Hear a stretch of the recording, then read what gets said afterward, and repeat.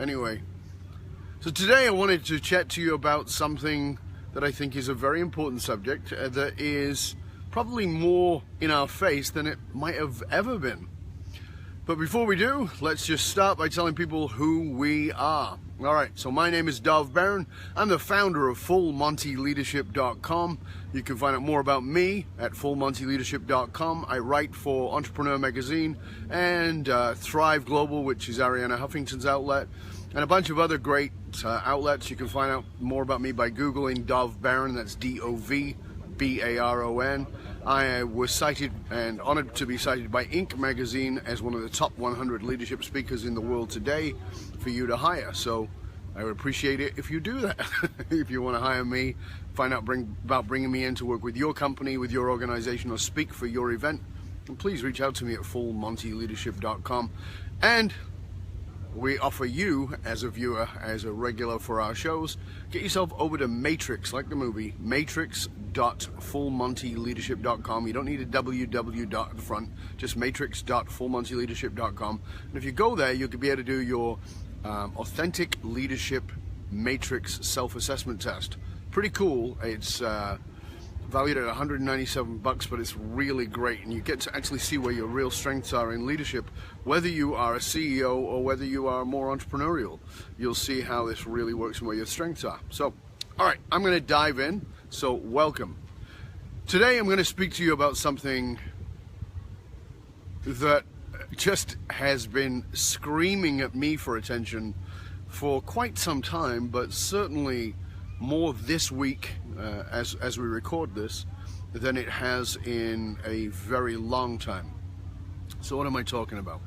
Well, to be very contemporary for a moment, you may be aware that as I record this, the President of the United States is a gentleman by the name of Donald Trump. And Donald Trump has a Attorney General who you may also be familiar with, sometimes referred to as the Keebler Elf. I don't know what the Keebler Elf is because I didn't grow up here, but I've seen the pictures and it makes me laugh. It's Jeff Sessions.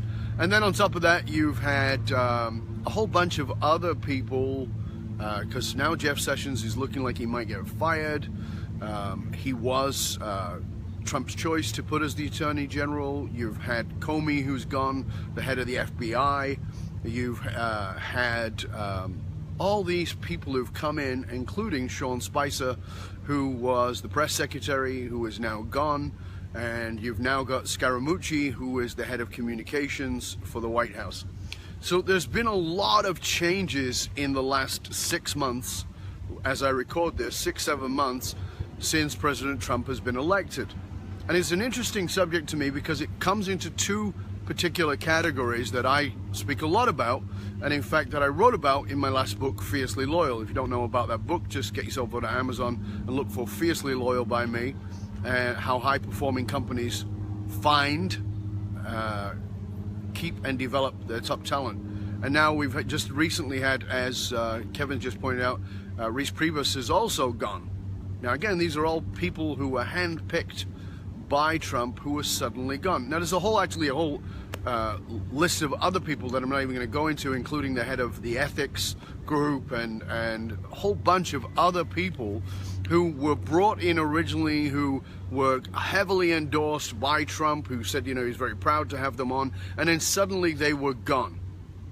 Suddenly they were not what it was. And meanwhile, just on the other side of that, you've got people like Kushner, who is, of course, Trump's son-in-law, who has got about 14 jobs at the White House. And I'm actually not exaggerating when I say that. I mean, aside from restructuring government and creating peace in the Middle East, this guy's got a heck of a job ahead of him. But a lot of the things that have come out and have even been stated by President Trump was the issues with loyalty. He apparently, according to Comey, asked Comey for his loyalty. He has feels like Jeff Sessions has not been loyal because he recused himself from the Russia investigation. So loyalty is clearly a very big issue to Donald Trump. I saw interviews with him way back, I mean, way before he was ever running politically, and he talked about how loyalty was such a high priority for him, such a high value statement for him, and that if people were not loyal, he would come after them. We're seeing that in politics right now. Now, my point here is not about specifically about the political situation, but really about this issue, two main issues. And the two main issues are, first of all, loyalty. That's what I wrote about, Fiercely Loyal. And second of all, about communication, which I also wrote a lot about in that book. And communication is actually a massive part of what creates loyalty. Now, one of the simple statements that I spoke about in the book Fiercely Loyal was that you actually can't truly expect people to be loyal unless you're willing to be loyal to them.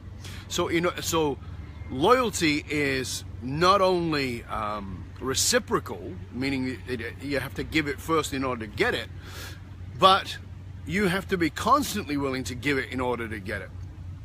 And if somebody doesn't feel that you're going to be loyal to them, they are simply in a job. They're not actually loyal to you, they're loyal to the paycheck, they're loyal to their position, but not anything else. And of course, with all the leaks in the White House, it's another communication issue, and it's a loyalty issue. So what we're seeing is communication is a massive problem, and loyalty is a massive problem. So what creates loyalty? Well, as I spoke about in that book, and as I've worked with many companies and CEOs and individuals, we talk about, well, what actually creates loyalty? Well, there's many factors, and of course, again, you can go into all of them. You can go into all of them by reading the book, but I want to just touch in on some here to have you grasp it, what it is.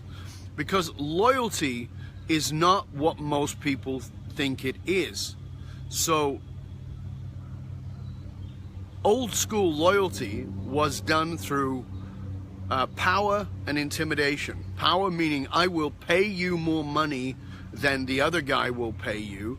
So by doing that, I own you and you'll be loyal to me. Or I will intimidate you and tell you that you'll be out of that job that you've become so reliant upon if you don't stay loyal. This is an authoritarian idea of loyalty. This is what we call the command and control style of leadership that no longer works. It's actually dead in the water, and we're already seeing that it's not going to work even in politics. Even with a man who has, I mean, how much power can you have if you're the president of the United States? You got a lot of power. And all those people who rallied around him are suddenly starting to jump ship. So we're seeing that this, it's not just that people are getting fired like Priebus did or that. It's people walking away. Now, let's just come to the communication side for a minute, because I got to tell you, Melissa McCarthy doing Sean Spicer for me was hysterically funny. I mean, I know people who are Republicans, I know people who voted for Trump, who are fans of Trump, who thought, they were able to get their pole out of their butt long enough to laugh at Melissa McCarthy doing Sean Spicer. I mean, it was funny. And the reason it was funny was because of the communication style of Sean Spicer. I can't imagine, honestly, a much more difficult job than having to go out and be the voice of somebody else and to defend the statements of somebody else. That's got to be a very, very tough job in and of itself.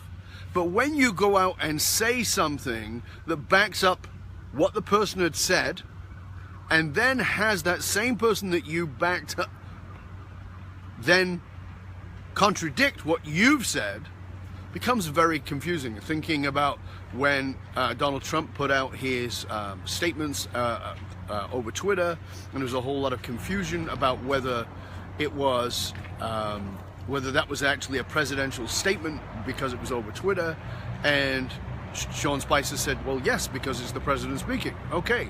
And then somebody else comes out and says, well, that's not a presidential statement, it's a tweet. So a lot of confusion around this thing. Again, communication is key. Now, here's the thing that I want you to grasp. Great communicators are not always great leaders, but great leaders are always great communicators. If you're going to be a great leader, you must master communication. And if you don't master your communication, you're going to have challenges. You're going to have things that are going to become a big problem for you in all of what you do. So we've got to really look at how we communicate, because how we communicate determines how much loyalty we actually get from our people. So just for a moment, consider what it is that you're communicating and how you're communicating, and whether it actually is going to bring you the kind of loyalty that you're looking for in your organization, in your business, in whatever it is. So let's just go back here into the political, because we're using the political. Please understand this. This is not a slant on anybody. What it is using it as an example for you to see what happens and the challenges with it. I saw online that there's this new test, and it's the test is, did Scaramucci say it, or did one of the guys from Goodfellas say it? And it's so funny, right? Because here's the guy who's the head of the communications speaking like he's a mafia guy, and talking about stabbing people in the front rather than in the back. And you know, I mean, this is what we've got to get, is you have got to be able to communicate with people, with your people, if you want to keep them loyal, at a very human level. And here's what I think is particularly attractive to some people about the way Trump is communicating, and about the way even Scaramucci is communicating, and that would actually make it much more desirable to these particular people than, say, Sean Spicer. And that is that it appears to have no frills. It appears to be very non-traditional in its politics. And one of the things I spoke about in an interview I did a while ago was about how people were saying that people who voted for Trump were racist, and I said, no, they're not. I mean, of course there are racists who voted for Trump, but it's not the majority. There were people who wanted change. Many of those people were people who actually had voted for Obama. They wanted change. So you can't say somebody who votes for Obama and then votes for Trump is a racist. No, these are people who wanted change. And so when you're seeing somebody like Scaramucci speak, or even Trump speak, you're seeing people who are not doing the traditional thing. And that is incredibly attractive. That is very pulling. It has a great deal of magnetism for a lot of people who are fed up of business as usual. So when you think about those kinds of leaders, there's two sides to this. Is one, you can be very offended by this mafia type speak, by what appears to be rants that come from the president. But the truth of the matter is, what's appealing about it is it's not business as usual. It's not politics as usual. So here's the two sides of that. On one side of it is that it's a polarizing effect. Now, anybody who knows anything or understands anything about marketing understands that if you are going to get loyal followers, it's vitally important that you are actually willing to polarize. Now let's think about our friend Larry Winger. You probably know who Larry is. Great speaker, and actually a tremendous human being. I love Larry to bits. Love spending time with him. Love sitting, joking with him, having a tequila. He's a tequila fan as well. And Larry is an incredibly polarizing person. When he speaks, he polarizes. Him and I were having a conversation, and we were actually in his house having a tequila, and we're talking about it, and he says, yeah, if I don't get at least one death threat a week, I've become irrelevant. That for me was profound, because what he understands is that being nice and trying to placate people doesn't create raving fans. It doesn't create raving loonies either, but it doesn't create raving fans. And he understands that. And to me, this is one of the communication things that I'm seeing coming out of the White House with Scaramucci, with even the Trump statements, or any of those people, is this willingness to polarize. The willingness to get people off the fence. And you've heard me speak about this many times. If you're going to create loyalty, you've got to get people off the fence. You've got to get them away from, is it for me or isn't it for me? And so by now, 6 months into this presidency, for the people on the outside, it becomes very clear. Trump is my man. I've spoken to people who were like, all the stuff that's gone down, and there seems to be a new sort of scandal or potential scandal at least every week, and yet these people become more and more and more embedded in the belief, in their support of this president. When Scaramucci speaks, and he speaks about, about other members of the team even, and talks about not stabbing people in the back, but stabbing them in the front, it's polarizing. It immediately pushes people off. You can't be kind of in the middle with these statements. You've got people who are saying, yes, I'm all up for this because it's so different. It's so not traditional politics. I'm sick of the politics as normal. They've also got fed up with it, so they want something different. Now, if something different is good, well, that's a whole other discussion. That's a whole other discussion. Now, I'm not making the comparison, so don't jump to that conclusion, but I'm showing you the example. The example is that China wanted something different from what was going on. They got Chairman Mao. Russia wanted something different than what was going on with the Tsars, and they got Stalin. So, there's always that desire for something different that is actually the fire starter that allows for somebody to stand up who is so radically different than business as normal, than politics as usual. And so this is the communication style that's being used. Is it wrong? Is it right? I'm not here to say that. I think it's incredibly poor when it comes to creating loyalty for you to speak bad about the people that you have, because let's face it, if you've chosen those people, you chose them, and you've got to live with that. You've got to be fully accountable to who you picked to be on your team. At the same time, dealing with the fan base, dealing with the voter base, dealing with the potential customer, if you will, the polarizing communication style is very, very powerful. You don't sit on the fence with Trump. You don't sit on the fence with Scaramucci. You know right away, I like this, I don't like this. It becomes very, very, very clear. And this is what I'm challenging you to look at in your own communication. So is your communication polarizing? Do you have the courage? And it does take courage. Do you have the courage to say, I'm going to make this bold statement. I'm going to stand by what it is that I believe in, even if it pisses some people off, even if I upset some potential customers off. Because if you don't, that's fine, but you're never going to hit that sharp target the way that you will if you're willing to polarize. So this is why that style is so powerful. But internally, inside of your own culture, if you want to create loyalty, then you've got to show humanity. So the interesting thing about this is part of the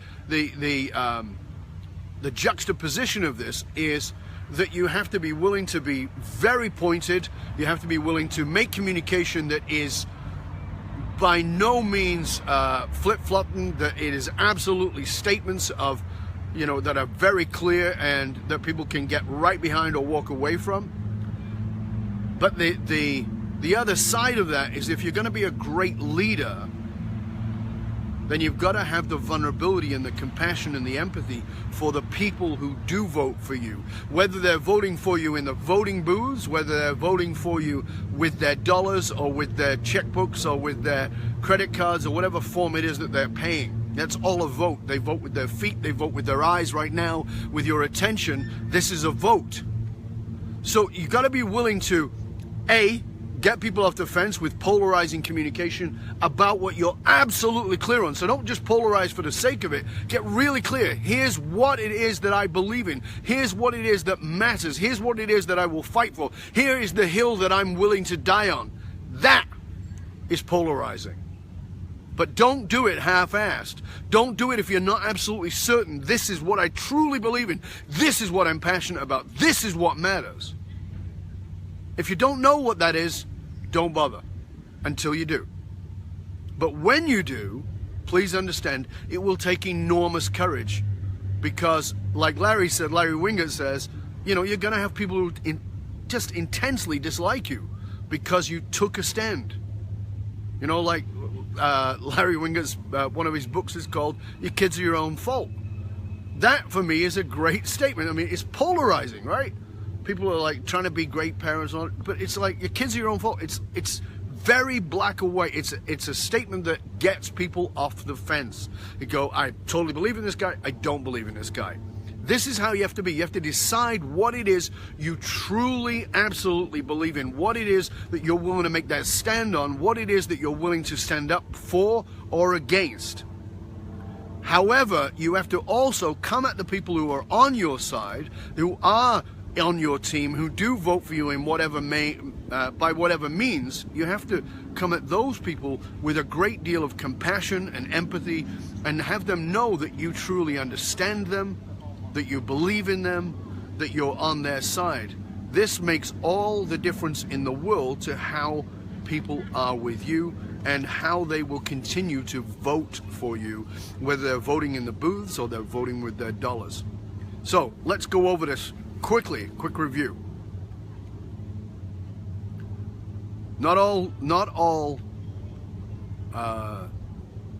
Let's try that again. Great communicators are not always great leaders, but great leaders are always great communicators. If you want to be a great leader, you've got to be a great communicator. When you communicate, you have got to be willing to make statements that you truly, deeply believe in, statements that will actually get people off the fence and get them to say, yes, I'm with this, yes, I believe in this. That is vitally important. There is a magnetism to that. Now again, you've heard me talk about this many times. When I say a magnetism, don't think of it as one way. The two sides of the magnet, one repels and the other one attracts. That's what getting people off the fence does. You've got to be willing to make those statements, and you've got to be willing to stand by them, because you will be challenged.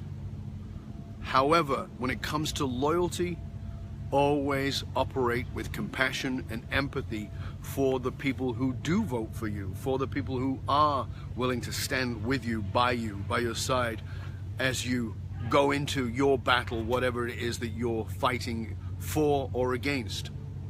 So this is some great lessons for you, and I really, I see it's magnified in the media today, and I really want you to take a look at when you're looking at those things that we're shown in the media all the time. Look at how they get an emotional reaction out of you. This is what you need to do as a leader. You must get an emotional reaction. It's nice to be logical, and we all like to think that we're logical, but the truth of the matter is that we make our decisions based on emotion. We like to make rational lies of our emotional decisions, but the truth is that the decisions are emotional, and you've got to tap into that force within people if you really want them to be with you.